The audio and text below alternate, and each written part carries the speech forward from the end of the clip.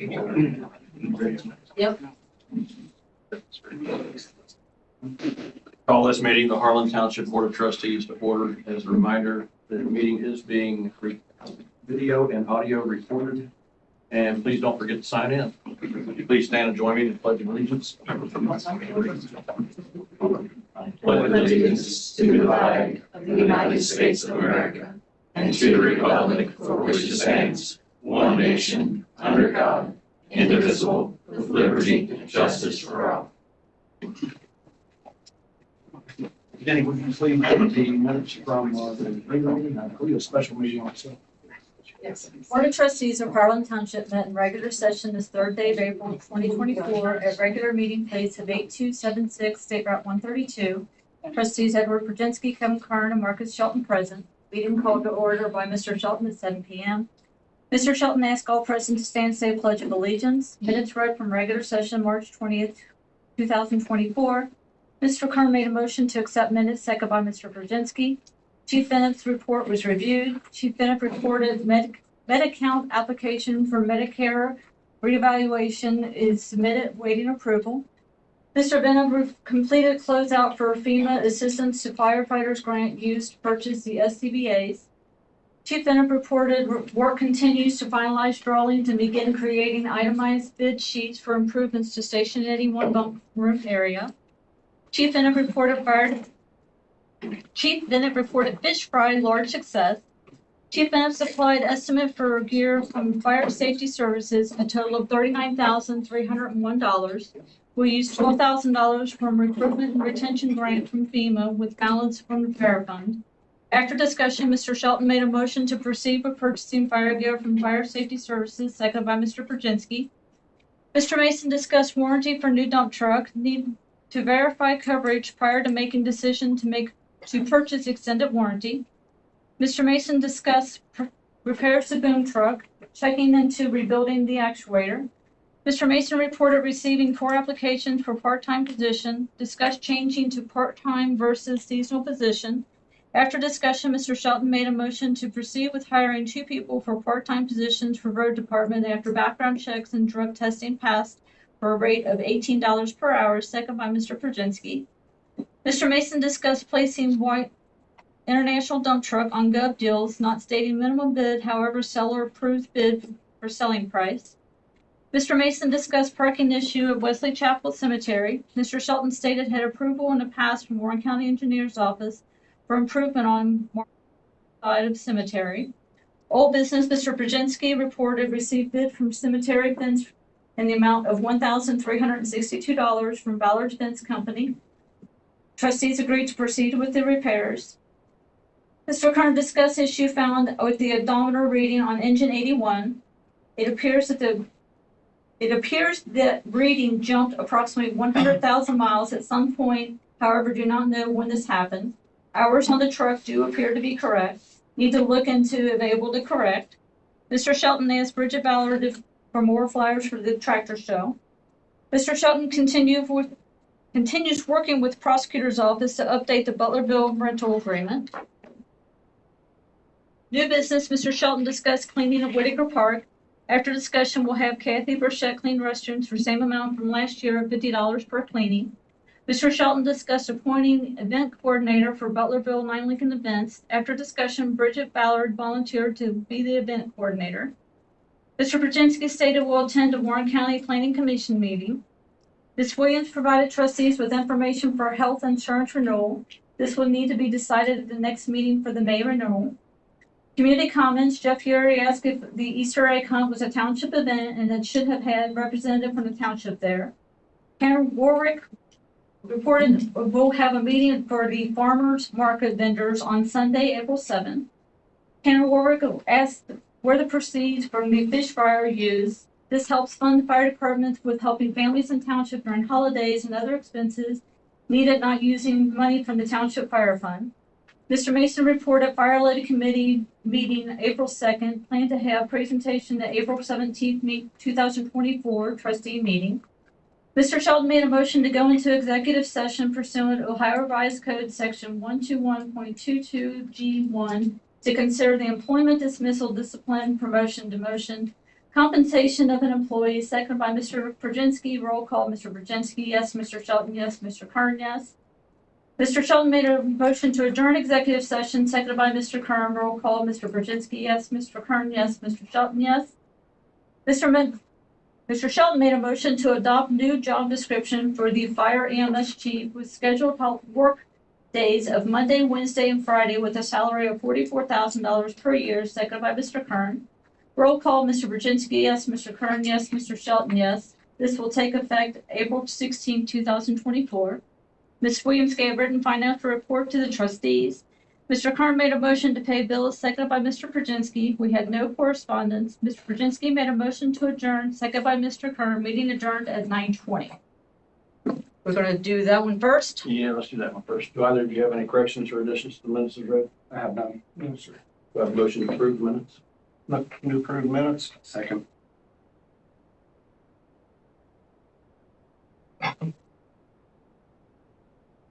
Okay, April 10th special meeting.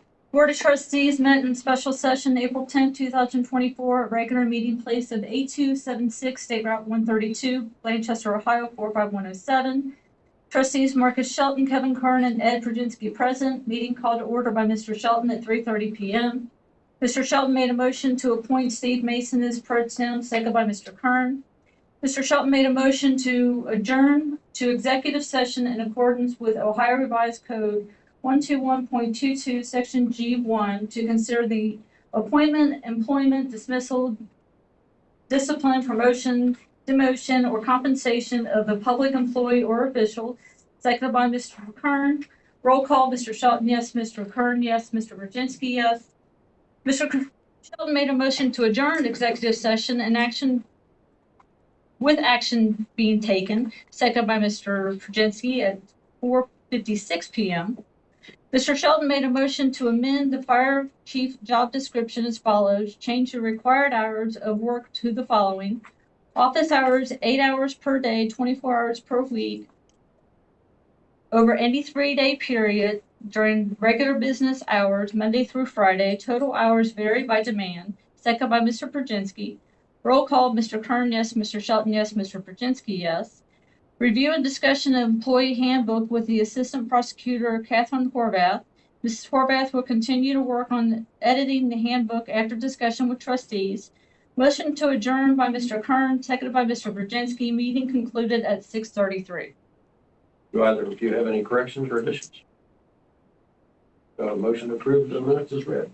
Second. Good. I'll do a second. You can take a breath. I can take a breath now. Mercy. I reset right now.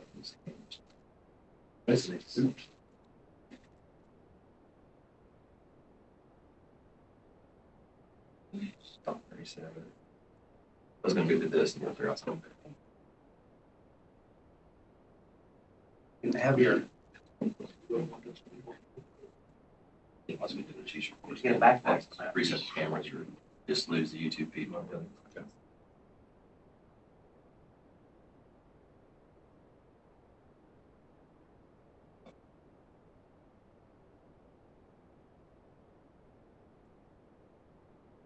Steve, I'll need you to sign the special one, please.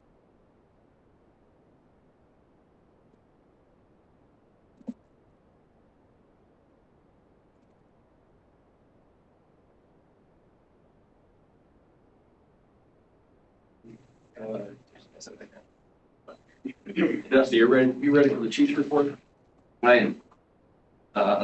Fire Rescue Department, meeting with Jeff Watterson, will be April 24th. I'm waiting on a time, in reference to the, walkthrough for the station, the renovation of Station 81. Once that is completed, then Harvest Design will do an itemized sheet, on the station interior. Received a retirement letter from Lori Reynolds. Lori had 27 years on the department, not including her cadet years. I need a motion to accept her retirement letter into the department. Make a motion, we accept Laura Reynolds' retirement letter. Second. Meeting with Jacob Huddleston from ISO on June 4th. to start the survey and evaluation of the fire department for fire insurance rating for the township. Zach Stewart from BFIS, I spoke with him and emailed back and forth. He did confirm from the underwriter that they would like to add 9 Lincoln Auxiliary to the policy as an individual group for the benefit of the department. They have been added.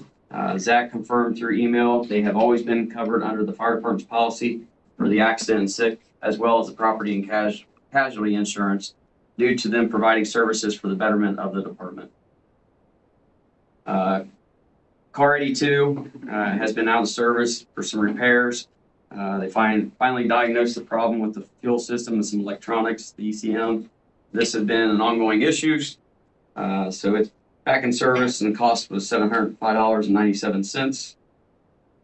Stryker Medical service all of our AEDs, our LifePak 15 heart monitors and cots. This is an annual service performed and is under a service contract plan. Several parts were replaced on the cots, as well as upgrades on the monitors and batteries for the cot and monitors. We received 3 applications the membership voted on and approved. Just need approval through the trustees. First one is Jesse Blevins, lives on Ockerman Road. He is a firefighter 1 certified. He is in school for firefighter 2. And once he is completed with that, he plans on attending EMT school in August. The membership did approve him for a 1-year probation. Need a motion to approve. I'll make a motion, we approve Jesse Blevins on the 1-year probation. Correct. For the fire department. Second. Next application is Josh Libstorff. He lives on Dallasburg Road. He is an EMT. Firefighter 1 and firefighter 2 will be complete this month. He was also approved by membership for 1-year probation. Make the motion to approve Josh Limstorff for the fire department, 1-year probation. Second. And the last application we received was from Christine Grossnickel, lives in Blanchester, currently an EMT. She was also approved for the 1-year probation. Make a motion that we approve Christine Grossnickel for her 1-year probation as well. Second. Report, please. Thank you. You say Jeff, you don't have the date yet for Jeff Watterson? Yes, the 24th of April. I just don't have a time yet. Okay. He hasn't gotten back with me on the time. And then Harvest Design is the same. She's the one that did the interior design. And yep.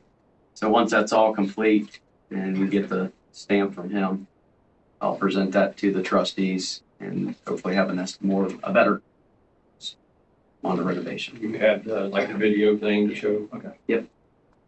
Is that, are we able to submit those plans to the county for approval?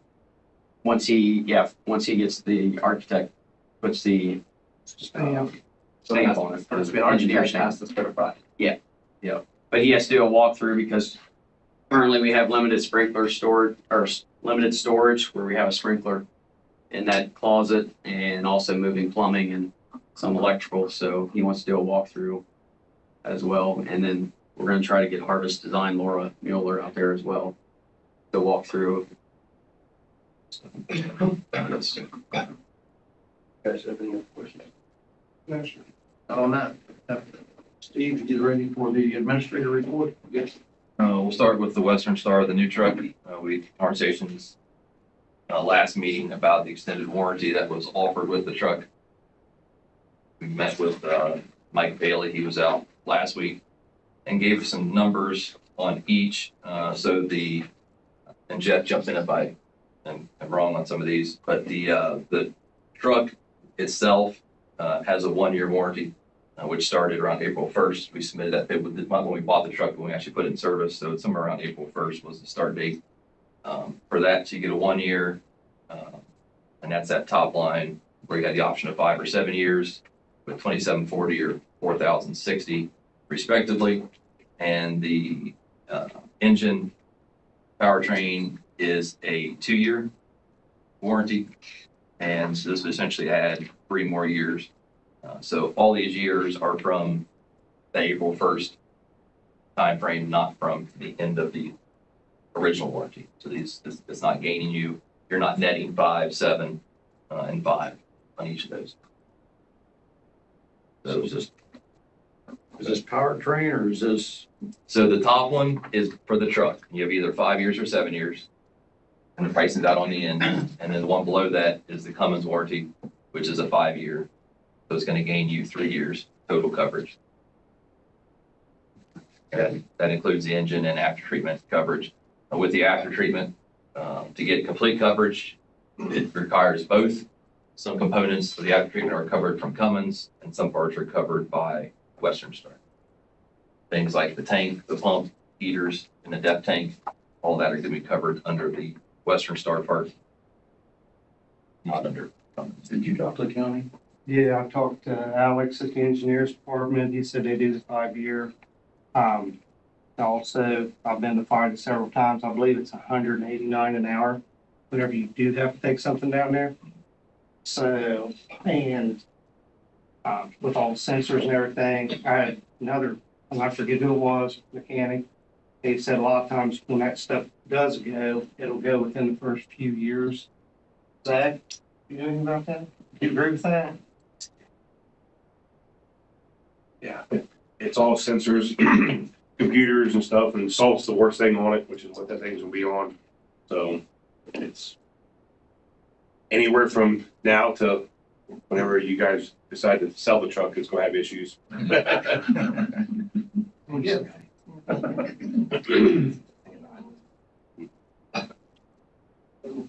What do you think on that? So lean more towards the first 5 years. That's What the engineers department does and all their stuff runs in salt. So we're gonna do one of those, and then we're still gonna do the engine either way. This was the first, because I don't think the engine was on the original one that I had unless I overlooked it, but I'll see how, because I went through this about 6 times. But here it is, Kevin. I got it at the top of the Cummins one. And I think you read it now, but you've got it. Okay. I can if you like. You want me to read it out loud? Line by line. Sound everything out. What are you thinking, the 5-year and the, One's Wait for a the standard? powertrain, the other one's for the engine, so. The one below that's that's the Cummins warranty. They're separate. Right. So we have the bottom one, the third one either way, and then either the 5-year or 7-year. I would say the 5. I would go with what the engineers department. We go with the 5-year warranty and the Cummins warranty as well. So what, 2740 and 1677? I got that up in my head. Well,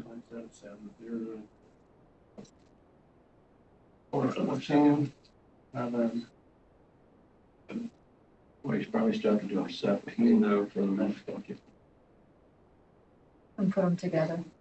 Even though I'll they're- list them out separate, but you can put them together as one motion. Okay. One motion be 4410, that sound right?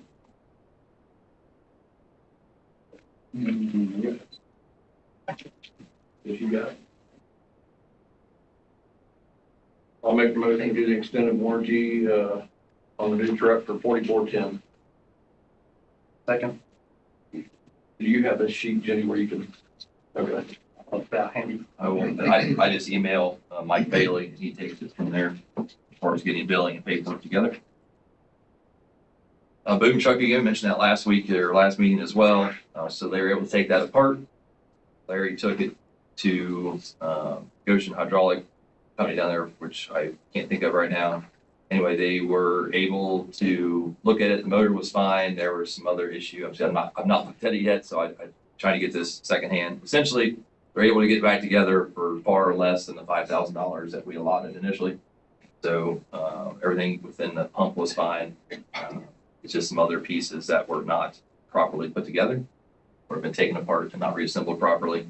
So that is supposed to be back together Friday of this week, Thursday or Friday. So we'll be well into the $5,000.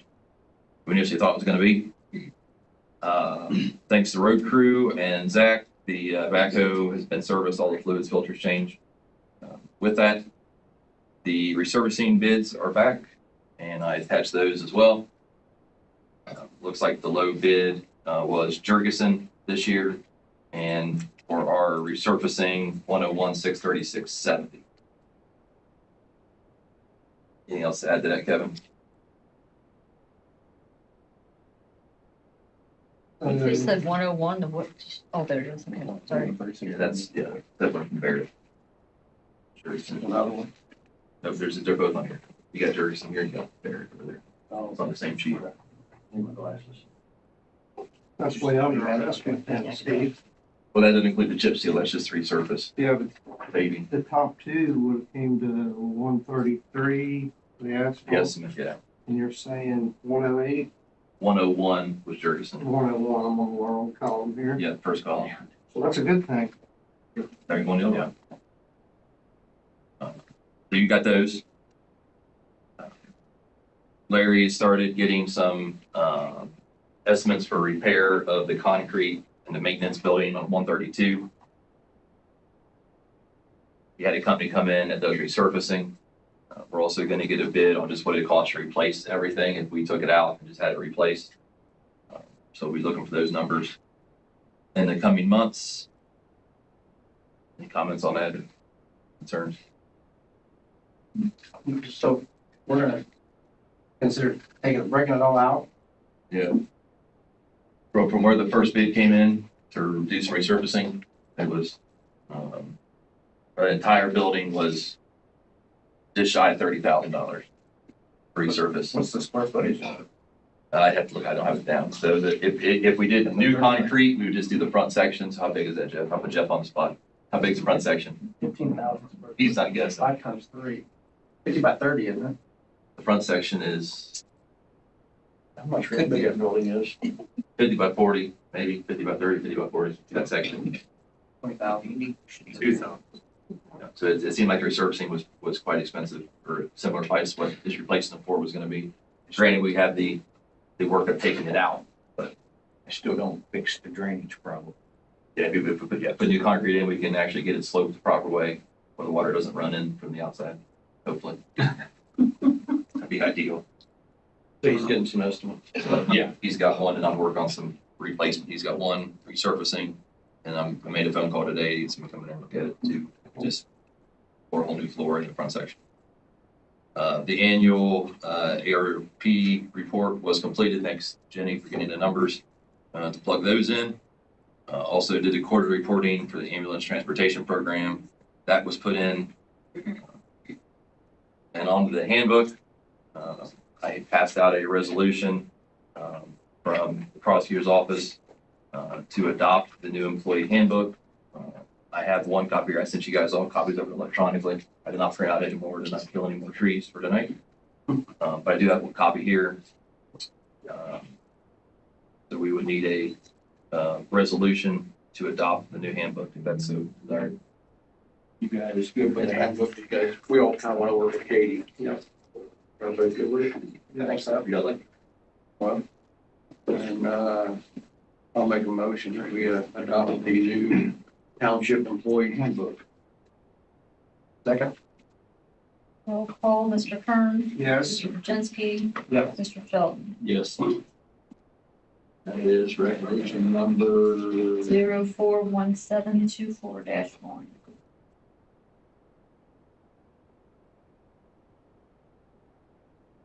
and also sent out the township administrator job description and looking for a motion, if so desired, to adopt the new township administrator job description, which I did give you a copy of that tonight. And the same one that was sent out earlier. The Make a motion that we accept the new administrator. new administrator position Job description. Steve, was that a separate, because these look like this, yeah, I've got the job description, but you're just asking for a motion on that then? Yeah, Okay, because to adopt the job description. you had a resolution attached to it. Well, the resolution we needed for the employee. Yeah, handbook. and I've got that. Okay, sorry. All right, so who did the motion on the job Ed. description?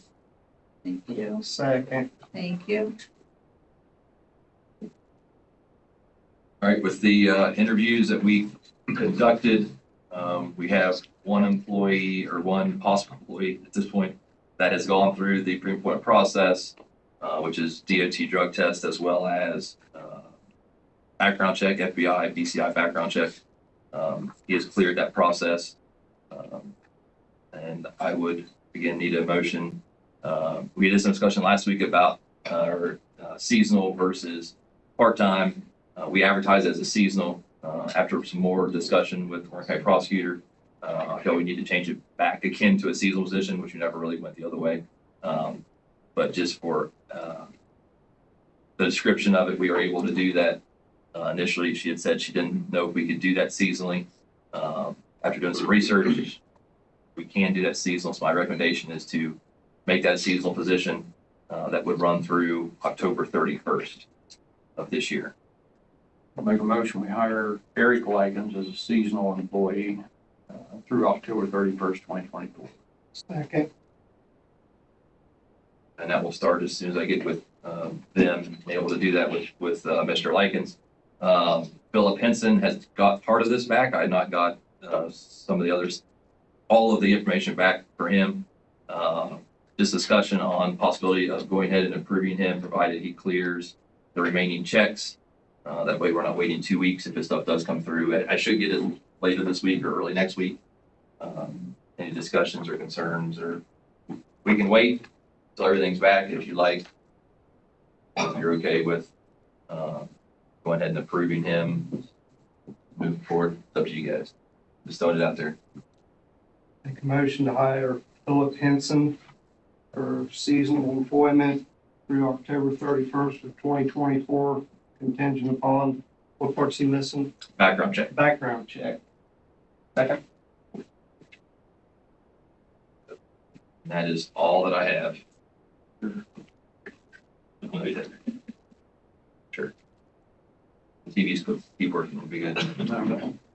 Let's see, we're gonna switch it up here tonight. We have Frank Williams here from the levy committee that was formed. It's gonna do a presentation for us. Is that gonna be up on the screen? It is in a minute. We think it's gonna be. Just give me a second to switch over here. So it'd be a lot more interesting if we could see it. I will switch this over, yeah. So it's also gonna be visible on the, hopefully, on the YouTube stream as well, so.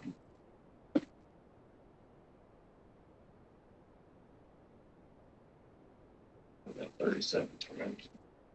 We're good. We can go. It's tracking as we go. This works.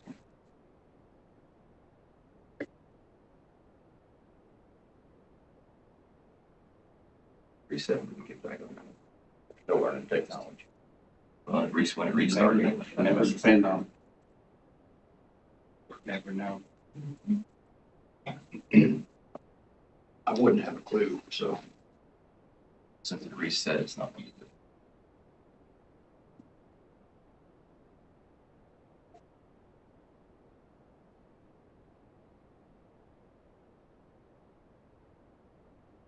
I can see it.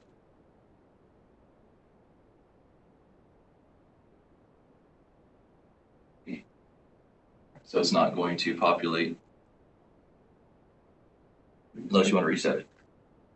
How long does it take to reset it? 3 or 4 minutes. Will we lose the YouTube channel? It'll have to shut down for a second, put it back. We can start streaming again now. Okay. Yeah, maybe let Reset folks online know that they can Okay. join in 5 minutes. Yeah. So if you want to do some small talk, Yeah, break in sure. the meantime, I will work on getting this reset the best I can. Yeah, so hopefully the folks that are listening online, don't know how And many there are. I'll put you back on Yeah, so they can see. just stand by and rejoin in 5 minutes, I guess, after All we right. reset something. Yeah, and the cameras are going to turn off for a minute, but it happens. Yeah, so well, I guess while he's resetting the system here, just a quick kind of a preamble. I don't know if I can talk for 5 minutes here without the slides, but I guess after you can, Frank. Well, let's see. We have faith in you, dude. Being probably the most introverted person on the levy committee, this is going to be a struggle for me here. So bear with me. But I guess I drew the short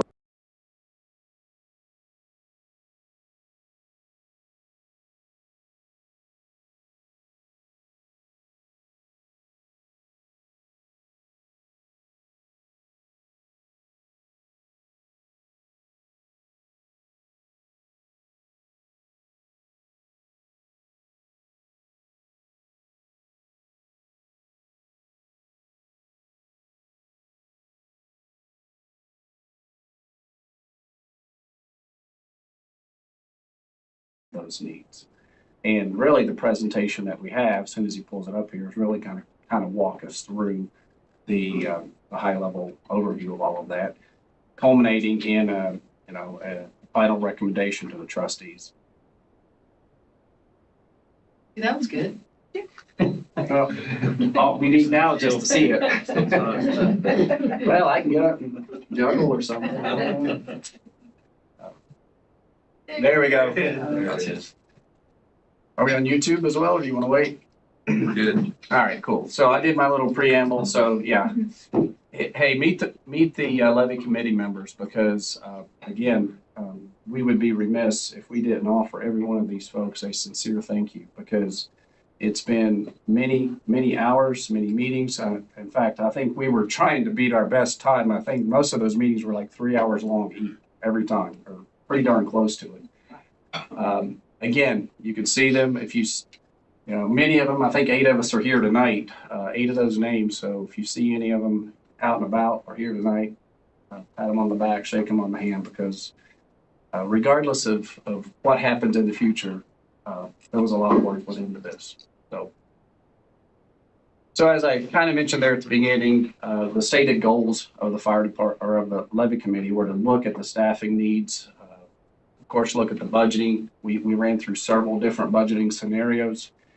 I'll spare you the details. We're not going to, that's way too far down in the weeds for this, but we did come to a conclusion and a recommendation. But I just want everyone to know that what we presented here tonight was not just the only option. We went through many different options, from low end to high end as far as needs and funding. So, of course, keeping in mind the financial impact of the taxpayers.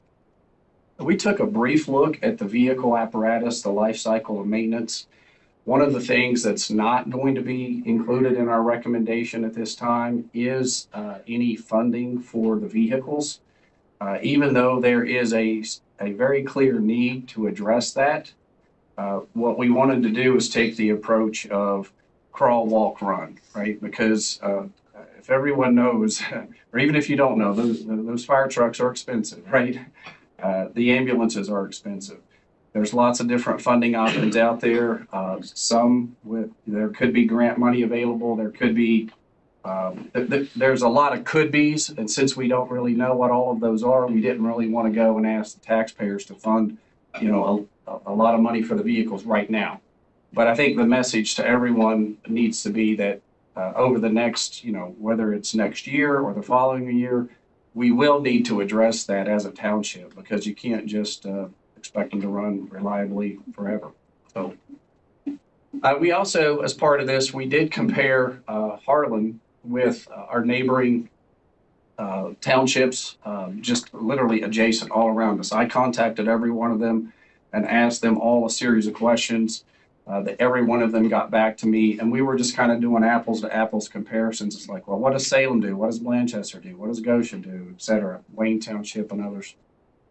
And ultimately, what you'll see here is we want to provide a data-driven recommendation.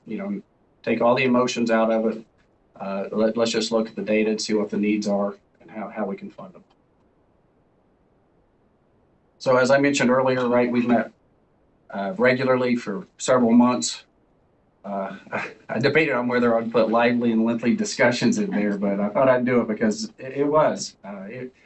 That's I think a true representation of what we went through, right? This wasn't, there were differences of opinions, but that healthy debate, healthy conversation, I think brought us to the best recommendation. And as I mentioned, hundreds of hours have gone into this. It's not just creating a PowerPoint. A lot of work went into it. So the summary, it's critical. The staffing needs of the department are critical because it's listed a few bullet points there. It's difficult to recruit and maintain volunteers. Oftentimes we have nobody to respond. I think we have some numbers there at the bottom around mutual aid calls. Mutual aid, for those of you that don't know, is when we have to call neighboring departments because we can't meet the need for that particular call. So again, if we have to rely on a neighbor, of course, that's just going to cause additional delay. And quite frankly, it's not even guaranteed that they'll be able to respond because they may not have the staffing as well. So right there at the bottom, you'll see in 2023, there were 560 incidents that the department responded to. 345 were EMS, 33 were fire, etc. But the key thing to take away there is 54 mutual aid calls. So that's almost 10% of the total incident volume where we couldn't meet the need. Again, you can see some of them where we had no crew. Other times we needed a paramedic, didn't have it. So what we are recommending is to move away from the all-volunteer fire department to a combination of paid part-time as well as paid on-call staffing model. To fund that, we're also recommending that the trustees consider putting a 5-year or a 3.5 mil levy, special levy to fund the fire department specifically. And as you can see, it'll generate $650,000 a year, and it will allow the department to hire staffing up to what's indicated there on that little table. You can see day shift being 7 a.m., 7 p.m. You could have 2 paramedics plus 1 EMT and 2 paid on call. So, 5 folks at your disposal during the day to respond. And then at night, slightly different model, 2 paramedics and 3 paid on call. Again, 5 people at night. By the way, this addresses it. In addition to just hiring those, we all know that cost of living goes up pretty predictably. So we did budget for annual pay raises, increasing in operational expenses. As you can see, 3% for pay raises, 5% for annual operating expenses. The other big variable that needed to be accounted for was training, fire gear, turnout gear for the new members, as well as uniforms. And at 3.5 mils, it provides about $25,000 a year surplus in the budget on an annualized basis. And that surplus is really, it might sound like a lot of money, but it really isn't when you're considering the existing revenue that the department brings in addition to this 3.5. It's about a $1.1 million operating budget that the department will have if this gets put on the ballot and it passes. So $25,000 against the 1.1 million is really not a lot, but it is some level of cushion to help address any unforeseen issues that we can't really predict at this point, like any major repairs on the vehicles, or if we have an increase. We have paid, this model will have paid part-time, so we're still paying those folks on a per run basis. So if we have an unanticipated increase in the number of runs, there may be some additional cost associated with that we need a bit of a budget or buffer for that. Okay. So balancing the needs with the cost to the taxpayers, this slide might be a little hard to see some of those numbers there, but really what this is trying to show is a pie chart of all of the parcels in Harlan Township.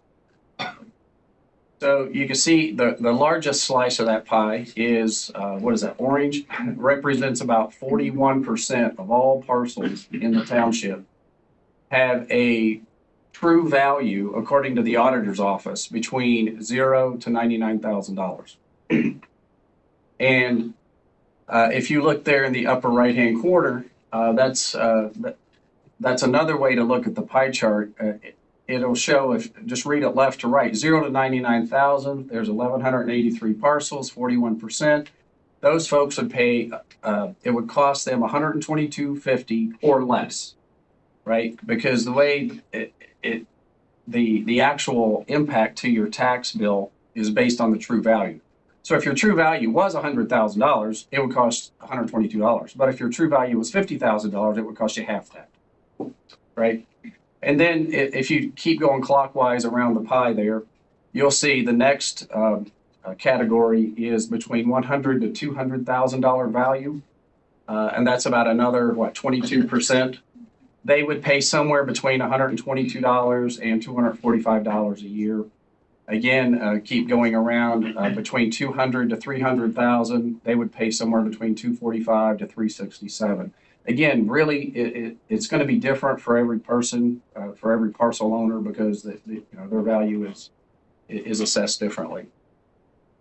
And then, of course, when you get into some of the higher, more expensive properties, I didn't list them all on there because you can see when you get up into the $700,000, $800,000 or $1 million plus properties, that really is a small fraction of a percent of the total parcel count. And another quick note there is if you look on the lower right-hand side of the slide there, if anyone wants to find out what their true value is for their property, you can go onto the auditor's website and just click on that property search link, type in your address, type in your name. There's various ways to search for your property, and it'll show you what your true value actually is.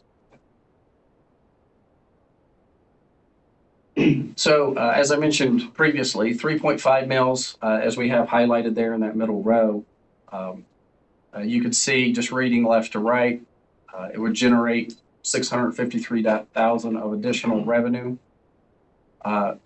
That fourth and fifth column there on the right, you can see that it says fire department opening balance for 2025. So that's basically cash in the bank that the department currently has. We're projecting that when they finish this year, 24, that they will enter 25 with a $506,000 opening balance. So with this 3.5 mil levy, it'll run through 2029, and we're projecting that they would end at about 600,000, right? Because there's about a $25,000 a year surplus in the budget. Now, again, these are all projections. You don't really know what the actual costs are going to be until you get, year by year and see that. But you can see we did a couple, I did 2 or 3 scenarios there. If you went down by 1/10 of a mil, like going from 3.5 to 3.4, it would lower the cost to the taxpayer by what, $3 or so, $3.50 a year. If you went down to 3.3, it would lower it by roughly $7 a year. And conversely, if you increased it by those tenths, it would go up. But you can see the real impact to the department on that far right-hand column. As you start lowering it, you can see that your closing balance in 2029 is projected to go down, which is basically means you're using your savings in order to fund off daily operations. Probably not a good strategy, but the math does work if you wanted to be extremely conservative. And then also on the upside, if the trustees wanted to have potentially a little bit more cushion to protect against future costs or future unknowns, there could be a higher millage, which would generate maybe a little bit more for the department. And one of the things that that we talked about extensively was the vehicles. And of course, as I stated earlier, this doesn't really address that. However, just the way we discussed this topic was if there is surplus at the end of this 5 years, then clearly the trustees and the fire department have some decisions, right? They could apply some of that surplus to the purchase of new vehicles, which was kind of think of it as a down payment maybe on a vehicle, right? If you have some. Because was it Dusty? You said it was over $1 million for the new trucks, right? Correct. I mean, yeah. And 3, 4, 5 years from now, probably going to be a lot more than that. So let's see. I think that was about it. Is that the last one? Maybe. Yeah. Sure. Okay. Q&A. The $3 and the $7, that's 300,000, right? Yes. Yeah. That's a good clarification. Maybe go back one slide. Thank you. That's if your property has a true value of $100,000, that would be your impact. Great call out, Mark. If your property has a true value of double that, maybe it's $200,000, then your cost would essentially be double, right? So it wouldn't be 122, it would be 245. But generally speaking, when people refer to levies. In fact, I think that's the language on the ballot is it literally says it'll cost you this amount per $100,000 of true value. It's just a way to try to help people understand how to do the math when you go to the auditor's website. Well, I gotta say that the last time the levy was up, and it seemed like it was a levy that was perpetual, I wasn't for it. This one is something I could consider, being that it's a 5-year. And then reassess at that time. If there's still a need, then go for it again. But I'm not the one that is hit for the rest of my life, paying Right. for something that, you know, you might have already met your needs in that time frame. And now what's that other one being used for? So that's kind of how it was looking at it. And that is exactly this. We had almost that same conversation verbatim because this is a crawl, walk, run, making the transition from an all volunteer to paid part-time and ultimately potentially down the road bringing on full-time staff. You know, that is something that you grow into as the need and the funding permits, right? So sure, could we make an argument that we need to have new trucks now? Absolutely. Could we make the argument that we should have some full-time personnel today? Probably. But again, we're trying to balance it with, you know, the biggest goal is to address the critical staffing needs of the lack of volunteers. And this does that. And let's face it, there's always going to be more needs than there are money to fund it. So this is step one. And this is a way to bring the taxpayer with you. Yep, exactly. How many paramedics are you looking to hire? Well, can you go back a couple of slides? To the next one, right here. So what this is showing would be the number of concurrent paramedics that would be, or EMTs that would be on staff at any one time. So the real answer is, I can't answer that because it's going to depend on what their availability is. Remember, everyone's part-time. So if someone can work 1 day a week or 2 days a week or 3 days a week, that's going to affect the number of people. But ultimately, this will be the staffing, the number of people that's there in the building or either on call at any one time. But I think when we talked about this, Dusty, or Steve, you guys may have the projections, probably going to be roughly, we estimate, 30 plus combination of part-time people to fill these positions. Because again, it'll just depend on their availability. If folks can only work 1 shift a week or 2 shifts a week, then you're going to need more people as compared to if somebody can work 5 shifts a week. How are you going to maintain the fire equipment that we have? If there's nothing in this levy for equipment? There's money to maintain, just not purchase new, which Okay. we have to look at other options on how to proceed with that. Yeah, the 3.5 mil this new levy addresses the new costs that the department would incur in terms of staffing and training and et cetera. There is an existing budget of about a little over $500,000 a year currently that the department has that pays for the ongoing maintenance and the ongoing costs associated with the department. That's not the impression I got. Okay. So I thought we were just going to run until it dropped. No, that's not the intent. No, sorry. Good question. Sir, when you speak about training, is there monies built into the levy to train up new hires or volunteers to do volunteer to part-time?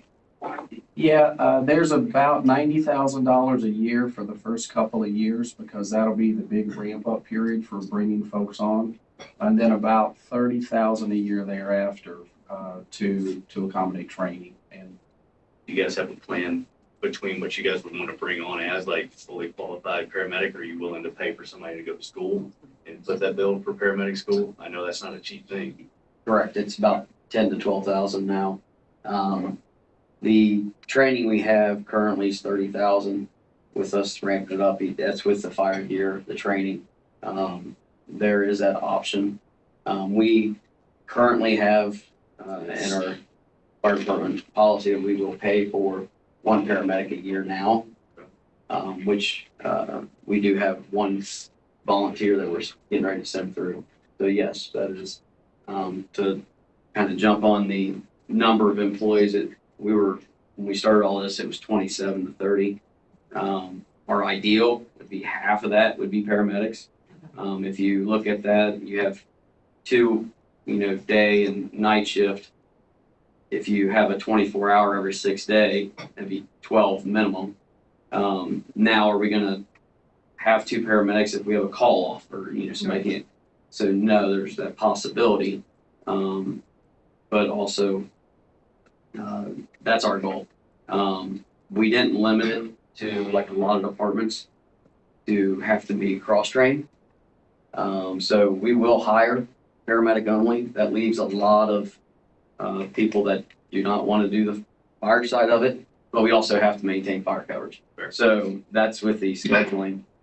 We would allow 1 EMS only personnel, and that way we'd have 2 minimum part-time on the apparatus to respond to fires. Yeah, thanks for bringing that up, Dusty, because that was a big topic around staffing and because I think we asked the question, what are we going to do differently to try to get a different result? Because some of our neighboring departments, so let's face it, they're all struggling, right? Some of them just had levies that recently failed. So what are we going to do to try to help ensure we're not going to run out of money in the next 5 years and be in another critical or crisis? And that was, I think, one of the things that Dusty brought up was going to be very vital to us having flexibility, meaning to hire EMS only and not require them to carry both EMS and fire certifications. Because as far as I understand, that would be unique, right? We could attract people that maybe don't want or don't have a desire to be a firefighter, but they're fine with, they were paramedic and fine running the ambulance, doing the ambulance runs.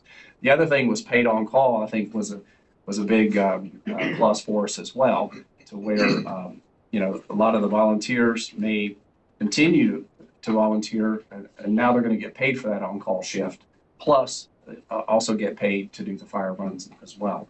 So just trying to be a little flexible and kind of think outside the box and say, what can we do differently to hopefully get a different outcome and not be in a critical state 5 years from now when it'll come time for us to reconsider what to do then. When's this going on? Well, all this is up to the trustees. The trustees can decide to act or not act, to change it up, down. I mean, this is really just the committee making a recommendation. But if they adopt it, I assume you would adopt it to put it on this fall in November in the general election, the next So what would election. you do in the meantime to kind of build awareness in the Oh, community? yeah. Well, if and when the motion gets put on and ultimately the decision's made that this is going to go on the ballot, then you're absolutely right. That's the next step is you now have between now and November for community outreach and campaign marketing or whatever you want to call it. The township now has a website that, which is a great opportunity to put information out there on the website. There were some other tools that we were exploring, that we were tinkering with, where, for example, you could type in your street address and it would show you exactly what your cost would be. Instead of you going to the auditor's website trying to do the math yourself, we're trying to make it easy for folks to just say, what is this going to cost me? And then what is, the benefit to the township? So we have a lot of work in front of us as this moves forward. So with this levy, are you guaranteeing 5 people 365 days a year, 24/7? Well, certainly not. I mean, what if I'm scheduled today and I'm off sick? I'm in the hospital. You can't guarantee. That's what I got now. Well, but the difference is They're getting paid. the difference here is, He's got 3 people wanting to volunteer to join the department. so the levy funds up to this staffing. So you can't guarantee that people are going to show up for work, even though you're paying them. They might quit and you're down today until you hire somebody. So, once you reach full staffing, I mean, it's like any other company. Companies can't guarantee their employees are going to show up to work on any given day. So, we're no different there. What's the point you're trying to make? I didn't get it. If you're gonna expect us to pay more money for part-time or whatever, Right. if I'm gonna pay more money, I wanna be guaranteed that somebody's gonna come if I call 365 days a year. Sure. and show up. Or right now, you can't guarantee that with the volunteer department that you have. So why should I pay more? Whenever, because if you can't guarantee me any extra, then why even pay any more money? I'll just stick with what I'm doing and roll the dice and hope somebody shows up. Well, I would submit to you, there's probably not a fire department in the United States of America that can guarantee that they're going to get to you when you call. I mean, maybe in some of these larger cities that have, crazy budgets, but if you look at the rural township fire departments across, they're all in the same situation, right? You have funding, you hire people, but you can't drag people out of their house and come to the fire department if they decide that they don't want to be there. I mean, again, I'm not sure. I mean, you presumably you have a job. Can your employer guarantee that you're going to be there tomorrow? No, but we have other employees there too, but. Yeah, but the same situation, right? But I'm not volunteering to go to work. Right. Yeah. You know what I mean? I'm getting paid, Yeah. and I have sick days that I can use, and if I don't go to work, if I don't have any PTO, I get wrote up for it, and then I could lose my job because I don't show up for work. And that'll be the same situation here. But you're gonna have a pool of 30-some employees that you can pull from And there'll to staff this. There'll be a lot of administrative scheduling that'll go into slotting people into different schedules. And if people call off, there will be the attempts to get somebody to fill that slot because you've got a pool of people that are paid part-time, paid on call, that have basically said, yes, put me on the payroll, I want to work here. So it's just a matter of getting them scheduled. But I'm kind of hedging a little bit when you said guarantee. I mean, this puts the probabilities, way up here where now it's, well, actually, if you go back to one or two more slides where So the this jump one, on that is, Yeah. as far as we've hired a part-time, it's the 27 to 30. And you have that full, you're paid on call. And our goal from day one is to make the paid on call 51% of the part-time. So that's another 30 people, just say 31. So you have that in full as well. You also have Steve and I on the department as well. When push comes to shove, we fill those positions as well, which happens all over. So to guarantee 5, no. Majority of the time, I would say yeah. But to guarantee 2 as a first out response, if we have multiple calls, which we're getting more and more closer together, then no. But if you go to the area departments and ask them, for mutual aid, they'll respond mutual aid as long as it's not your first out call. It's not mutual aid when they're making our calls. That's aid, and they're wanting to charge because departments around us are only running with 2. So we strip that neighborhood and their taxpayers to cover ours for all they get out of is EMS billing. Also, first emergency person. First emergency first, yep. So yeah, last year, look at the yellow bullet points there at the bottom, right? There were 54 mutual aid calls, right? So approximately 10% of the time now, we have no coverage, right? And I think the staffing is going to certainly not only address that, but what Dusty said is if you had 5 folks, it'll certainly put us in a better position to handle if we have to have multiple apparatus on site or if we have to have multiple concurrent calls going on, we're just in a much better position to respond instead of relying on the generosity of our neighbors who, again, isn't guaranteed.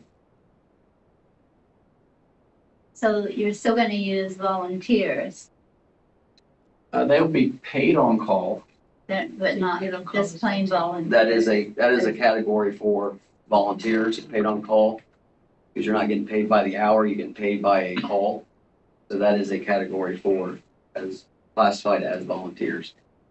But no true volunteers, I think. Yeah, and I didn't know we were short of volunteers, and I've lived in this neighborhood for 69 years. So actually, it should be known that we're short of volunteers, like on social media. It has. It has. Well, I'm not saying. Volunteers needed and EMTs needed, and that's been the sign Can't out be front. that much, because I didn't know we were short. There's I'm signs just on saying the that sign needs of to the be firehouse stepped always up if says we need we need volunteers. The sign at the firehouse constantly says we need volunteers. We need Well, I'm just A lot of people saying, don't go that way. Exactly. But I'm that just is, I mean, saying, it started coming out last year during the first levy. No, How it's bad been the on there situation since- was as far as we need volunteers, we don't have anybody, but, Nobody wants to volunteer the time anymore either. well, with inflation and everything, everybody's gotta work 2 or 3 jobs, So that was another thing that had to be considered in this, all these different scenarios was, the cost of living for everybody, and then the reassessments on property values, and there was a lot of work went into this to get us to this point. Great job, committee. Yeah. A lot of Yeah, thank you hours so much. and Yeah. a lot of information provided, Yeah. both from professional firefighters and volunteers. We had a great group of volunteers and firefighters. And my only recommendation to the township trustees is keep that daylight, keep that 5-year term on there. Don't make it permanent. Because that's a killer. You guys have the numbers for what it was per taxpayer from the old levy that was on the ballot? Is it similar or is this cheaper? It's significantly less. Over the long run, obviously, it's cheaper because it's not a permanent. Yeah, I believe the one last year, correct me if I'm wrong, was a 5.7. And I think the major difference was around the vehicle apparatus. That would have funded an ongoing replenishment of the vehicles. And this one does not address that at all, as far as I said, buying new vehicles. And there's many ways to address the vehicles. We know that it's going to have to be done here very soon. Sure, that can be handled as a separate issue. Are you gonna be on that committee? Pardon me? Are you gonna be on that committee? Yeah, just I kidding. serve with pleasure. I do have a question.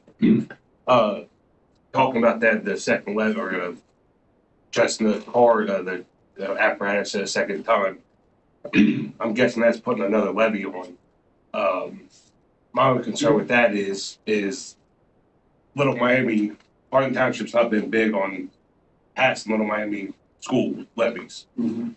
How are we gonna pass a second levy after we just put, if this one passes, how are we gonna put another levy on?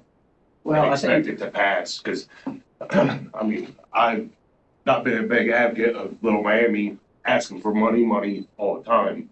for the school. School, to me, we're going down the same road as Little Miami. Yeah, and Right. that is, sorry, I didn't mean to cut you off, but that is the challenge with every local, whether it's a school district, or whether it's a township or village or whatever, right?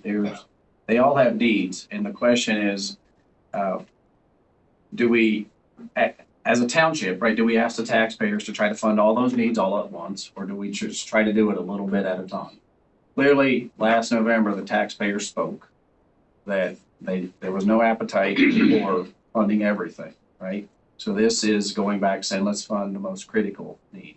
So, but to get to your point, what do you do about vehicles somewhere down the road, right?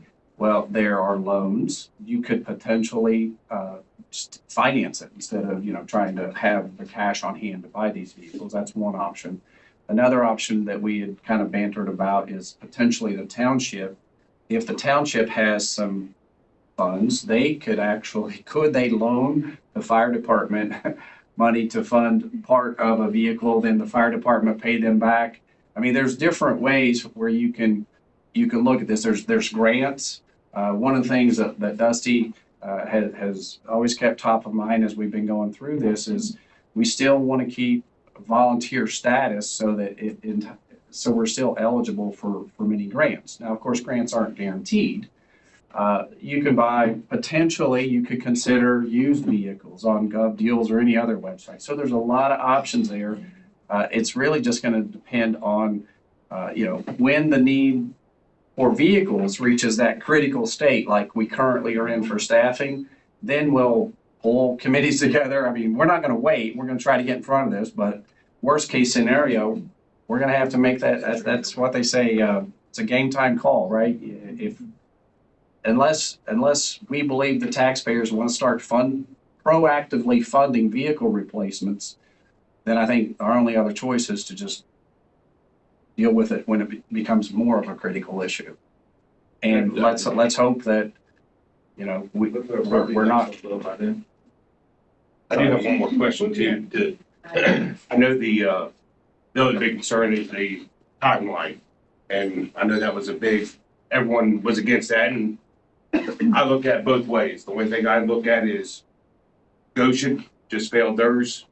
That come November, they don't know what they're going to do if it fails again. Obviously, Harlan Township, we're in a little bit different spot than they are. If we pass this and we go get rid of all of our volunteers or paid only, we fail in 5 years, we're back to volunteers, but you have none. What do you do? That's my, I mean, I'm not saying we should be a lifetime. The one thing I will say on that, them three up there are checks and balances on the firehouses spending money. So if you vote on 2-to-1 every 4 years. Yeah. So every 2 years. Exactly, right? I mean, whether it's a school levy, there's all kinds of special levies that can go on the ballots at any time, whether it's school, whether it's fire, whether it's, it seems like every election cycle, there's inevitably some levies on there that people are being asked to vote on. But one other really important part kind of goes hand in hand with what you're saying with the perpetual levy. Well, let me back up real quick.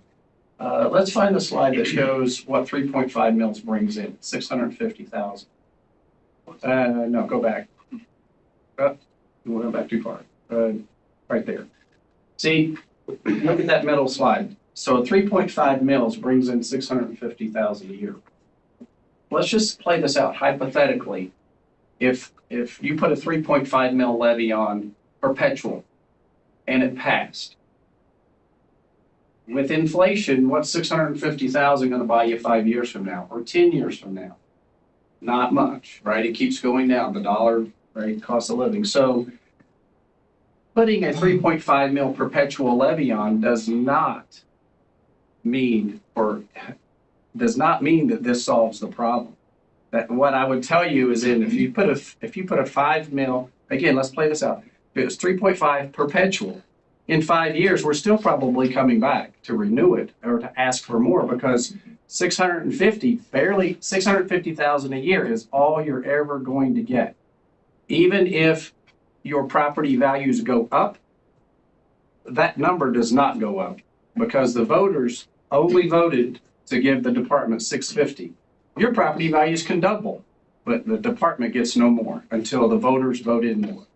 So perpetual or not, 650 is only going to get you so far.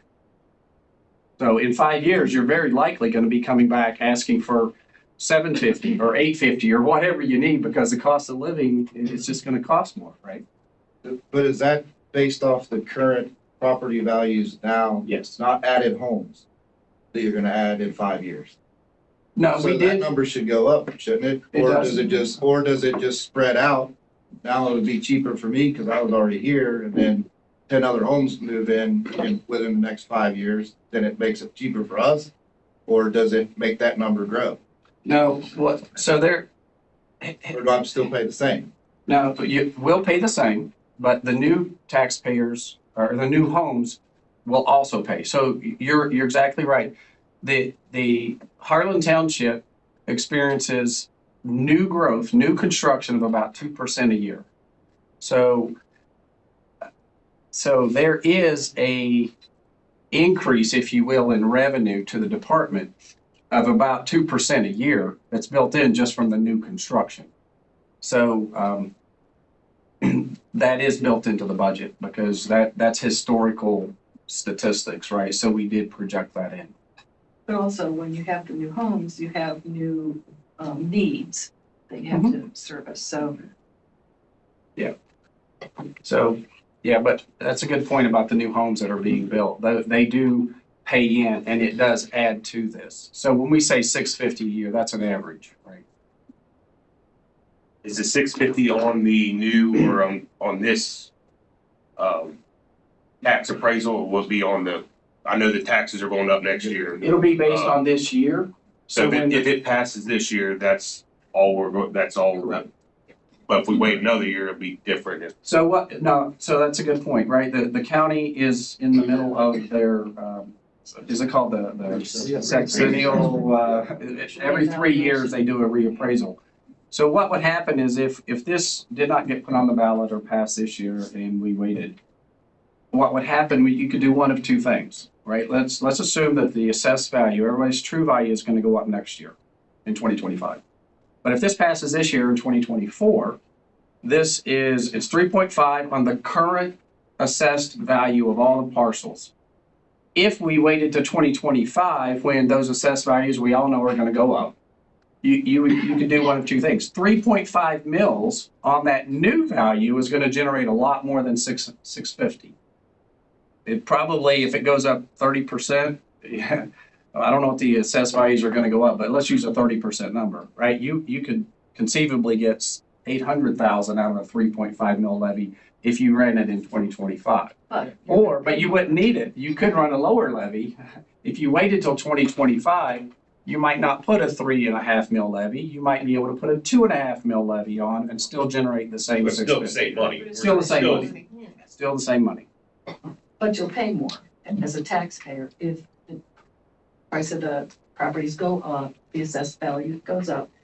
You're gonna pay more as a taxpayer in 2025. You're gonna pay, well, you're gonna pay more to, you're not gonna pay more to Harlan Township. You're gonna, we're getting into the weeds, but I'll gladly answer it. When the county reassesses your properties, and the value goes up, any special levies that you have voted in do not increase. That portion of your tax bill does not increase because the voters said we're gonna give the fire department $650 in this example, and just because your property value doesn't go up doesn't mean you're gonna pay the fire department anymore. But there is what's called inside millage, which is 10 mils. On everybody's tax bill breakdown, there's 10 mils. It's called inside millage. When your true value, when your properties get reassessed, that's the part that increases. And that's the part that funds the county and funds different programs. Some of it does trickle back to the Harlan Township administrative, but not the fire department. So that 10 mils does get distributed throughout different county and township agencies, but it's not going to go to the fire department when the properties get reassessed. The only way the fire department's going to get it is when we vote it in. So looking forward, so in 5 years, are you gonna try to renew this, or are you gonna go for more? Well, so I don't think anybody can answer that until we get there. So on the positive side, the properties will have a higher assessed value at that time. But then it'll go up. What you're paying now, if you pass it now, 5 years comes up, even if you just keep it at 3.5, my property increased. Now I'm gonna have another added cost. That's right. Yeah. Are we sure this is exactly right? I mean, I know you wanna crawl before you walk, run, or whatever the hell you said, but I kinda I like to budget my stuff. So I'm looking way down the road. Mhm. Fire department needs people to be here. So if we could do like a 4 or a 4.5, and it's gonna last us until the community grows 10 times instead of the 2%, well, we can maintain that for the next 20 years. Now I know exactly every year how much money I got paying taxes for firehouse. Right? Am I wrong on what I'm thinking with that? If No, you you're do, exactly if Well, you, so if it stayed as, so by the time this would come up again, replacement option is gonna be gone. So the state's doing away with replacement. You can do a renewal, which will be the same millage. But it's not gonna add to your, so let's say your home value doubled in 5 years, right? If it gets renewed, you're still paying the same to the fire department. The way the replacements work is just like you're talking about. And that's what Goshen is running or ran in March was a replacement. Basically what a replacement does is you run the same millage, 3.5, but you get new money. So basically, you do then It's pay based on on your new value at that time, but a renewal does not do that. And replacements will likely be gone. The state legislators working on it now to get rid of replacements. Because replacements will increase your taxes, is what it comes down to, right? Yeah, it's essentially, yeah, the lawmakers Yeah. don't feel like that's a good representation to the taxpayers because it sounds like a renewal, but it's not. So they want to do away with that verbiage. So that way, if you're asking for new money, it has to be obvious that you're asking for new money. Yeah, and the short answer is, I wish it was as easy as you described, meaning we could just predict what things are gonna look like 20 years down the road. But the fact that we don't know what the economy is gonna look like, we don't know what fire trucks are gonna cost, we don't know what people are gonna be getting paid 20 years from now as compared to today. So the only thing I could say is, trust me, even though you probably don't know me, it's going to be impossible to predict what the needs of the fire department are going to be. Financial needs of the fire department are going to be 20 years from now. So instead of asking for a larger amount of money that the taxpayers just recently said no to, it made the most sense to the committee to just go incrementally and say, okay, this will fund us for the next 5 years. If we're good stewards with the money, if we're staffed, if we respond, if we're, fiscally conservative and just doing all the things we need to do, there's no reason why the taxpayers wouldn't support another levy in another 5 years. And maybe in 5 years, we look at 10 years. Maybe we're ready to look at a 10-year. But again, that's a decision I think you can only make, based on the conditions at that time. Because 3.5 mils, let's assume that, we just went through a couple really bad years of very, very high inflation. What if that happens again and we have double digit 10%, 15% cost of living, wages go up? I mean, this 650, you'll burn through that in a couple of years. I mean, it may not last us 5 years. I mean, knock on wood, nobody thinks that's the case. I think we made some really good projections, but the reality is we don't know what the economy and the world's going to look like down the road. So can't really try to take the taxpayers' money and fund an unknown. Will this levy, this millage, be able to pay your part-timers that you're talking about enough to have people want to come to Harlan Township to run as paramedic, firefighter, EMT? Well, I mean, is it enough, is that enough You mean to competitive salary? competitive salaries? well, the numbers that we budgeted came directly from the fire department leadership, which is Dusty and Steve. And I don't remember the exact numbers, but it was somewhere between $18 to $24 per hour, depending on their certifications. And there may be retention bonuses and there may be some other incentives that can help retain them. But to answer your question, is that enough? Well, if Goshen starts paying $30 an hour, it's probably not. Right, I understand that, but is it, I don't want to put this on and it pass and then you go, oh, hey, wait a minute, we don't have, this isn't gonna be able to pay for these people that you're saying we're gonna have. Well, right now, it's funded at between 18 to 24 an hour. Again, if you have your paramedic firefighter certification, you're gonna be on the higher end of that. If you're on the EMT side, you'll be on the lower end. And currently, we believe that's a competitive rate. That's fine, I just making sure. I know I don't want to sound defensive, but it's like, well, again, if Goshen outbids us, Right, then. I understand. Will this PowerPoint be available on the website? It's on YouTube. Okay, that's, So okay. but you gotta watch the whole thing because it's the whole time been going here, so. I didn't know if it was gonna be like, if it's approved to put this on.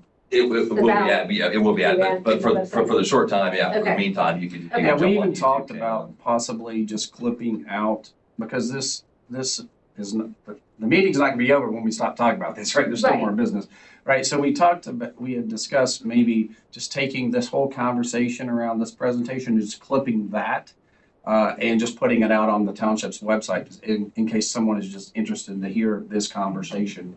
They don't have to sit through the other things that. You have a slideshow on the website? Download. Yeah, it's just put the PDF out there, Yeah. yep. What's your average response time right now per run, chief? On a given day, An average response time. sure, from the It's time the just- cones drop to the time people That is show very up. difficult. Sure, I get it. Because if you're during the day, depending on the right time of the day, we can be out the door in 2 minutes. Okay. And there's certain part of the township that takes us 12 to 15 minutes to get to. Sure. From our station up here. If we're, if we don't have anybody staffed, or, our volunteers are not staying at the station, whatever it may be, you gotta add another 5 to 8 minutes onto that. So, you can go anywhere to 15 minutes before we, get on the scene, to 20 minutes, 25 minutes at times. So you Now- can put 4 guys, 5 guys, people on station, what's your projected response time? Out the door time? Out the door would be, most area departments shoot for less than 2 minutes. Point that I'm trying to make here is time is life. It is, and that's what we try with the first levy as far as with the presentation is how much is your life worth, how much is your house worth to you? Yep. As far as every minute fire doubles in your house, every minute that's less oxygen to the heart, the brain,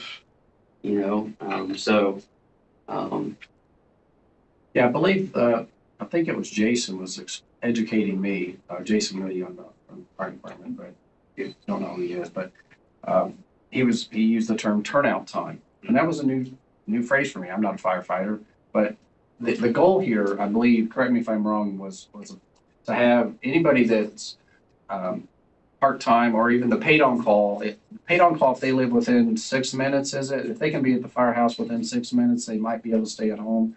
But the whole goal there is to ensure that we're going to have people that are going to be able to respond, because we can't even guarantee that today, but 2, respond very quickly, right? If they're in the firehouse, it's going to be a matter of a couple of minutes. If they are paid on call, they do have to be within 6 minutes, I believe was the stated objective of them driving to the firehouse. And if they live further than that away, then they actually just need to run their shift out of the firehouse, right? They can't be living up in Clarksville or wherever, or Lebanon, and do paid on call.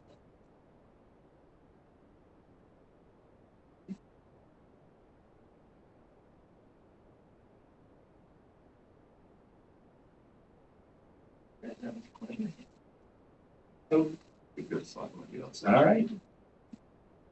And a special thank you to Frank for putting this Yes, together. thanks, Frank.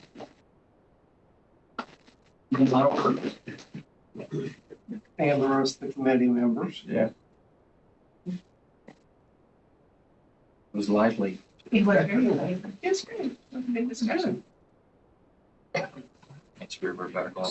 Yeah, we're back on. Back on. Back on. Okay. that's, got it. So what's the decision here with the trustees? What's this? We're we have steps to obviously follow. We have to get with prosecuting office, get resolution typed up, get with the auditor to get certification for the valuation of Harlan Township. And he gives us 10 days to get that back to us. We have to pass those resolutions. We have time, but just. The goal was to have it done by March, but hey, we got it done by April with the committee, so here we are with the board. I would like to proceed with it and whatever we're going to agree to get this done tonight so that we can move forward, like I said, to get this over to the auditor's office and start getting the ball rolling. But my next question was, do you guys have any questions on the, or recommendations or? I don't. I'd like to see the breakdown of everything, like we put it down in the meeting, so that it's right there. Again, that's part of the sales team. If we can believe in this, we gotta present it to the public. Everybody's gonna be asking everybody in here to explain this, and what do you think about it, and what they're gonna do, and we all have to be able to. Talking about the Excel sheet? Yes. The budget? Yeah, Yeah, we went through many different versions of different budget scenarios. We didn't bring one of those today because really that's not the purpose of the levy committee, is to create the fire department's budget. No. The fire department's budget gets set between the fire chiefs and the trustees on an annualized basis. The fire chief brings forth the budget. What we obviously, we worked with Steve. Steve went through all the numbers to show us what the fire department has been historically paying, so we can build some projections. But again, I don't think it was the charter of the committee to create the budget. We just created scenarios to help make decisions. But we'll be glad to share all of that for sure. Well, when we left off the last meeting, it was a smaller group that was gonna finalize those numbers. And a lot of people are part of that, so I thought maybe there would be something to follow up to. This is what the final verdict was, this is what our recommendation, this is how we got to that recommendation. I just saw the preliminary to that, but not really I'm not sure I'm tracking. I apologize. we had about 5 different scenarios for our, Oh, you mean like when we did the 3.0, the 3.5, the 4.0? this is it, I mean, it was a breakdown, and then when we narrowed it down to the 3.5, this is what we're, Yeah. my assumption was we were gonna have that to be able to really reflect on. Yeah, I think I know what you're talking about now. Thanks for clarifying that. I think it would take, if I had my laptop, I could do it right now. I could run the scenario, just type in well, actually, you probably have it, Steve. We have it out on the Google Drive. To run the 3.5, type in the staffing numbers and then the budgeted expense numbers, and it'll give you that 5-year, year-by-year projection of opening balance, closing balance, year by year, if that's what you're looking for. We have that. We just didn't bring it here. I saw it. I know, yeah, you saw it. Yeah, I apologize. I just didn't bring it. I wasn't sure if, because I wanted to keep it high level and not really get into the spreadsheet. So, apologize. So we need to decide either way tonight.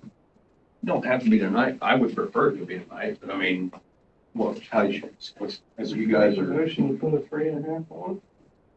well, that's what I want I mean, that's. to make that's sure what that we're all, I mean, that's what the levy committee, I believe it was unanimous, wasn't it? Yeah, actually, we had all 11 members vote unanimously on it. Well, actually, 10. Marcus didn't vote. Yeah, I didn't vote. I wouldn't know. No decisions. As far as the trustees, is there any conversation that, anything other than even amongst ourselves or even with? Being involved with the committee throughout the whole process, like Frank said, there was multiple scenarios, options, tons of research by Steve and Dusty and Jason and Frank, and I think this is probably the most comprehensive research that's ever been put into a levy. And I think that, I believe other municipalities and townships should take notice and actually maybe use that as a model, using the fire department, residents, and going through all this. Because it just makes it so open to the community to let them know, hey, this is what's going on, this is what is needed, Very I think we've kind of set a precedent. I don't think that's ever been done before, so I'm kind of proud of the fact that Harlan Township took the initiative and. Absolutely. So, We set the bar. yeah. Frank set the bar. So if you guys, Frank's at the bar. are you guys feel like you're ready to? That's where I went. After every one of those meetings, that's where I was I at. believe my decision wouldn't change, but I just thought it would be nice to have. Is it a special way? No, what is it? No. We just need to move forward with get the language for the resolution to get the certification from the auditor's office for evaluation. And then once that's done, we put the resolution before the trustees, do the roll call, and then we move forward with the ballot language, with putting it on. Right. And then it's taken over to the board of So elections. you need a motion to move forward this evening? Start the process, basically. Just Start the waiting. process. Yeah, we're just. Do you need a need number? a yay from you guys, and then the resolution actually takes care of that. 3 point, okay. Yep. Well, I'll make a motion, we move forward to get the ballot, or get the process started to get the levy on in, November. Second. And I'll do a roll call on that. Ed? Yes. Kevin? Me? Yeah. When does all this have to be done and finalized to make sure it's I on? believe by August. Okay. By November. Yep. But there's like two or three resolutions. Right, I knew that, but I just, when with the debt, then there was an issue with being put on the March one, you guys ran out of time, so. Well, let me ask another question if you don't mind. We're Because done, we've moved past all that. No, we I heard some folks comment about how to get the word out, right, around what's next. And just, obviously, there's social media, which is an obvious place to post some of this, not necessarily what we talked about tonight, but as we move forward, we need to educate folks about what this is going to fund, what it's not going to fund, what it's going to cost them individually, right? Because again, some of this generic stuff of $122.50 per 100,000 of true value, it's like, nobody wants to go out and figure that out. I get it. But there's a lot of information we have that we've collected. I'm just not sure the best way. I mean, we could host town hall meetings. We could do these YouTube live streams. There's a lot of things we could do. But from what I understand, like some of this was tried last time around these town hall meetings, and sometimes it was kind of hit or miss. And maybe, does anybody have thoughts? What about a big, community touch a truck event? Show the people what they're paying for. Show them what they have now. I understand touch a truck is a bad language because we're not paying for trucks, but do a layout on your SCBAs, do a layout on your bunker gear, do a layout on what you need replaced. Show them, this is what I got to work with. This is what we need to replace, and this many bodies equates to this much stuff that I need to order. And then actually give somebody something they can touch, something tactile to put in their hands and understand that this amount of money is going to this. And I can see it, I can smell it, I can touch The it. problem is getting people to attend. I understand that, sir. You can lead a horse to water, you can't make it drink. I get it all day long. Most people just want to know that there's the effort that has been made by professionals, taxpayers, to ensure that this money is being collected from taxpayers and put to good use. You've done that. So just tell them what you've done. You put out a newsletter for Harlan Township. Put something in there, brief statement, or brief page about that. Simple to do. We have to kind of watch as a township on advertising. We're not allowed to promote. Okay. You can put it as informational. Right. But you cannot promote it and use any township funds. But most people aren't going to come to a town hall event. They just don't. If they do, they want to come because they have an agenda. Right. But everybody's going to get something in the mail and they're going to read it. Not And every they're going time. to talk to their Not neighbor. every time. Not everybody, there was a huge issue with the last flyers that were sent out, everybody, half the township didn't get them. For instance, So then you the gotta levy fix that. for I mean, trustees. if that's the Yes. problem, then Did fix you that have a problem. flyer, Ed? I mean, I know Zach had one, Scott didn't have one, or had one. I didn't get Scott's, but I got Well, Zach. fix it. I mean, How can we fix it when it's the mail? Well, it wasn't mail, it was It's the company. printer, wasn't it? Was it the printer How that come messed it's up the mail too? Cause I, for instance, I get Bridget's mail all the time. It was Yeah. both. Yeah. Yeah, I think All there's the not one time. All answer. the for time. it. It's a combination If I of several didn't like things. and Bridget, putting Right. in- It was Garbage go in the garbage, because I'm not chasing Listen, if people it's down, bills, just throw it away anyway. Is Andy working for the post office up there? Is he your mail delivery? No.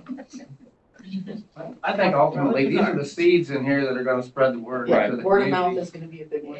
You talk to one person, you sell it to them, the next, and they can explain it, educate the public. Nothing's better than word of mouth. it's not enough. It has to be a flyer. It has to go out to every resident.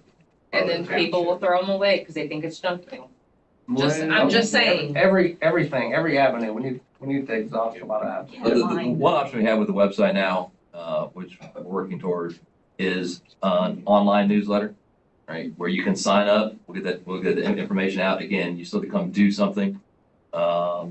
one of the drawbacks with doing the physical mailers is the cost. It is very expensive to send those out to all the residents, and then we didn't have great luck with the printer getting those delivered to all the addresses in the township. Did you pay them? So what's that? Did you pay them? We did.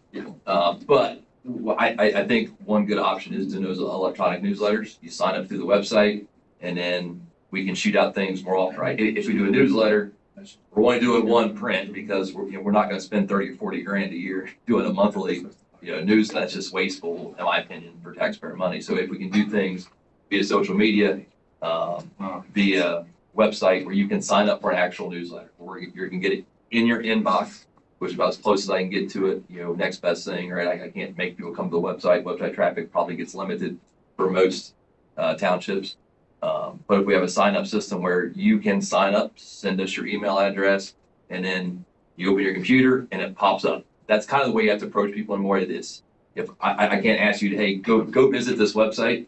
It has to be all of a sudden you're doing something you normally do on your phone, and it pops up. That's why Facebook's become so popular, because at least, people go on Facebook and boom, it's there, right? You don't have to actually do anything. So you're right. You have to take out all effort possible, and it just shows up magically in front of you. That's kind of what you have to shoot. But there's a lot of options there. We need to start exploring. Yeah, you could create video clips and put them out on the website, and then those video links, hey, or go watch this video, it'll tell you, here's a presentation and some messaging around the levy, et cetera. And I mean, there's a lot of things that can be done that I think people can consume. What about using the messaging board out here in front of the building? Since you said most people don't go that way. They're gonna be Oh, this out one? here. You can advertise for meetings that you're actually having them here instead of, the people that are on this side that can go that way. We'd like to get a digital sign like the one up there, but Mr. Howery looked into it. What was it, Bridget? 22,000 something I dollars. mean, even that one works too. They're using it, so, there's Right. messages put up there, but it ain't for the township.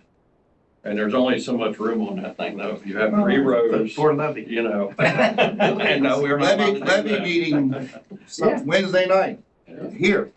Yeah, When people are driving by and they see, oh, okay, levy meeting's here, or at the firehouse. Because you said it earlier, that a lot of people don't drive past the firehouse and see their thing. Well, they gotta drive You gotta past have the here at building some here, point. Right. And you used to have a message board at Station 82 for the park, but I think it got destroyed. You could get one of those light up arrow things that flashes this way, and it would put light The up marquee in the sign. street. That's what he's talking about. So, yeah. But no, those are good ideas. And things we put at the township events that you have, like Like flyers.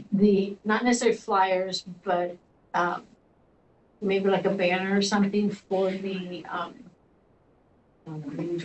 tractor show, the Jeep show, to where it can be, we're gonna set it up, where the Jeep shows, the Jeep things here, and put the banner outside. Like a canvas banner, and then take it down or leave it up or whatever. Even an information booth, it's If- something yeah, like that, if that's information even, booth. if the legality is Right. there. Or Again, the- get out there, get your face in front of somebody else's, not a piece Yes. of paper, and talk to somebody. The That we lost the art of communicating. farmer's market, I mean, people go to that.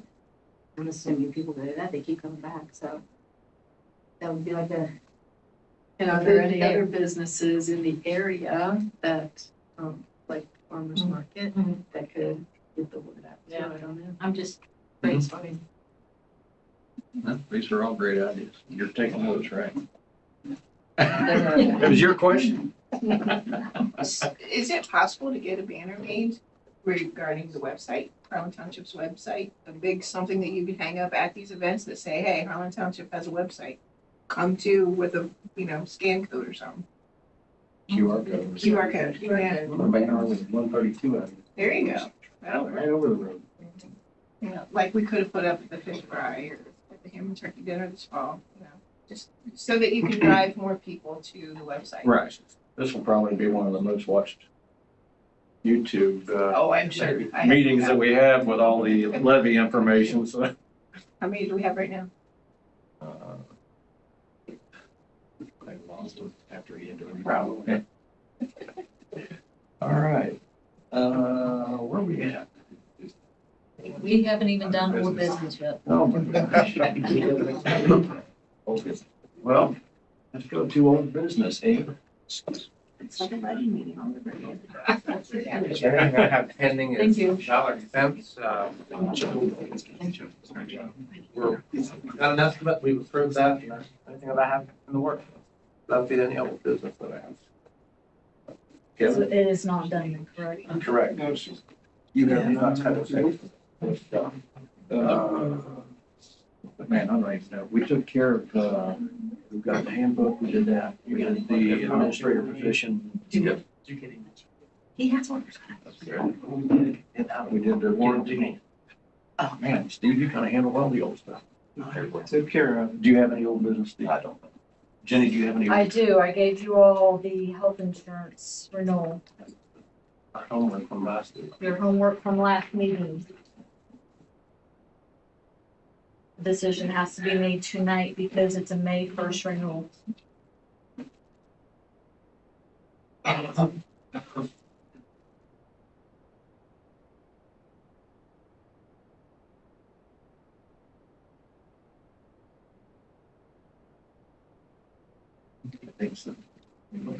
Do we have, which one of these do we currently have? Wait a minute, I got two people talking to All me. right. What did you say? I didn't hear you. The decision we need to make on that is to, Are we renewing the existing policy or are we changing to a different policy? Have the, Jeff, have you guys had any issues with the existing policy? You and Larry talk to each other? These specialties, doctors keeps going up, $80 now. That's only per my hand. But you gotta do what you gotta do. But other than that, I don't really, you know. It was 50 last year. And it was 80 now. I don't know what it's gone to now. Do you know, Jenny? It looks like it's going to stay the same, I believe, the way I'm looking at it. I'll need that back because that's my copy, but. So it's the first one. So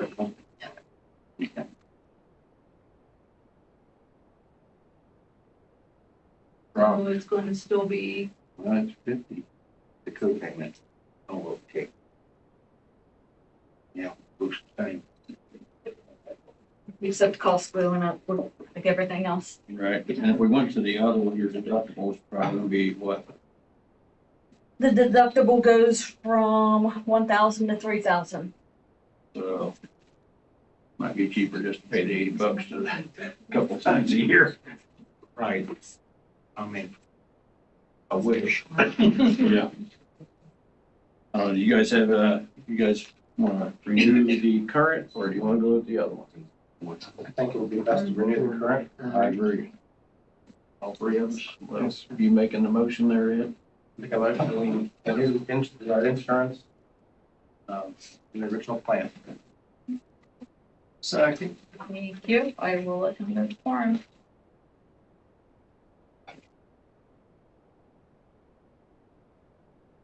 New business, Ed? Have none? New business? Yeah, sir. Man, I know I had some, but I forgot what it was, so. Steve, do you have any? Did you have, was there something to do with the school insurance that we need to talk about tonight, or if we're gonna do that in the next meeting? Oh, I didn't put it in here. We're gonna do it at the next meeting, that's fine at this point. Okay. Jenny, do you have any new? No, I do not. Let's do community comments. Everybody commented out? I have one just real quick. The railroad crossing on Morrow-Woodville Road is getting to be a death trap. Could we contact about getting that fixed? I'm sorry, which word was that again? We have too many more roads. Morrow-Woodville. Thank you. Sure. Morrow-Woodville just, Go, go. they paved that section of it. The county paved the back Mhm. section of Woodville, but they didn't pave the front section, and the front section is falling apart horribly. But the railroad crossing, where they did pave, it's really getting bad over there. It's getting to be about like Pleasant Plain was last year. So, Uco. Uco. I mean, I'll make some phone calls, but I hear mean, I've been dealing with this railroad and me and Greg. really bad, yeah. I mean, it took us years to get them I to know. get They Pleasant asked us Rider to and Guston pay, Rider. And yeah. And then they just did more at Rossburg, which that was not in the plans at all, but the county was gonna talk to, not Neil, Weber, Kurt Weber, and they had agreed to do a cost sharing with the railroad, and then the railroad just went ahead and did it themselves.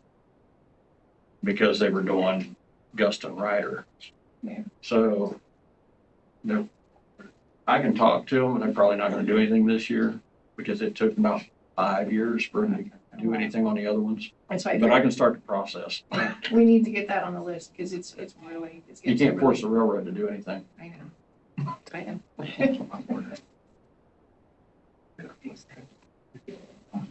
I did have one on I forgot it, under old Jenny, the Coomer variance, on Lindley Worley was meeting with the BZA was last night. Wait a minute. Oh, the variant. Yeah, It took me a second to verify. and that was granted.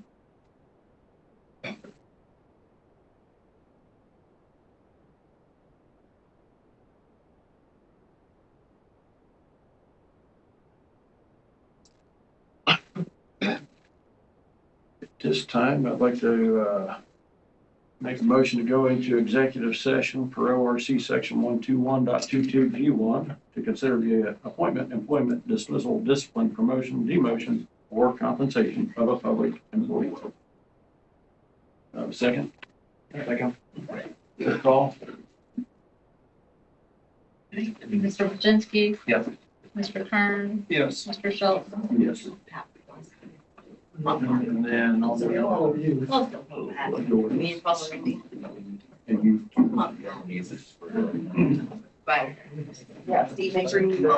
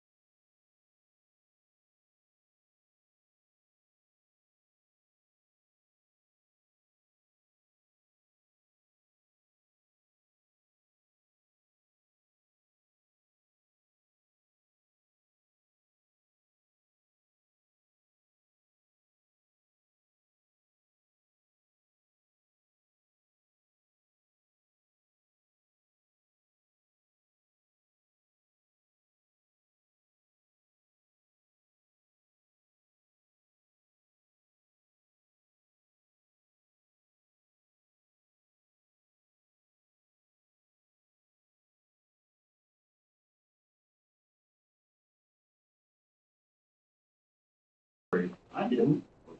Ready?